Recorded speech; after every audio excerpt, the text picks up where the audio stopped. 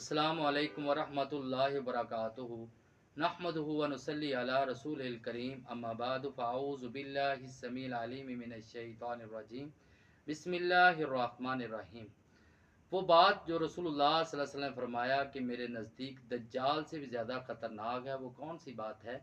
और हदीस में है, सुनन अबी इब्न माजा की हदीस है और हदीस नंबर है 4204। और हदीस को बयान करने वाले हज़रत अबू सईद खुदरी रज़ी अल्लाह तआला अन्हु बयान करते हैं कि रसूलुल्लाह सल्लल्लाहु अलैहि वसल्लम ने फरमाया, सहाबा से कहा कि क्या मैं आपको ऐसी बात न बताऊं जो मुझे दज्जाल से भी ज़्यादा ख़तरनाक लगती है? सहाबा ने अर्ज़ किया, अल्लाह के रसूल क्यों नहीं?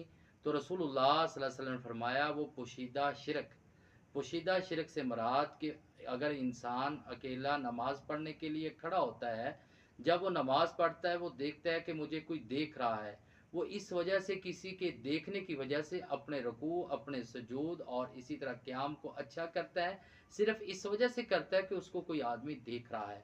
तो रसूलुल्लाह सल्लल्लाहु अलैहि वसल्लम फरमाया, इसकी ये हरकत मुझे दज्जाल से भी ज़्यादा ख़तरनाक लगती है।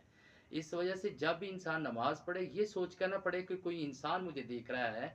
जैसे हदीस जिब्रील अलैहिस्सलाम में है कि रसूलुल्लाह सल्लल्लाहु अलैहि वसल्लम फरमाया, जब नेकी करो ये समझ कर करो कि आप अल्लाह को देख रहे हैं। अगर आप अल्लाह को नहीं देख रहे हैं तो ये गमान करो कि अल्लाह आपको देख रहा है। इस वजह से अपनी नमाज का रुकू, सजदा, क़याम इस वजह से अच्छा नहीं करना चाहिए कि मुझे कोई इंसान देख रहा है, बल्कि इस वजह से करना चाहिए कि अल्लाह की ज़ात हमें देख रही है। अल्लाह ताला से दुआ कि अल्लाह ताला हमें इस पर अमल करने की तौफ़ीक़ अता फ़रमाए। वमा अलैना इल्लल बलागुल मुबीन।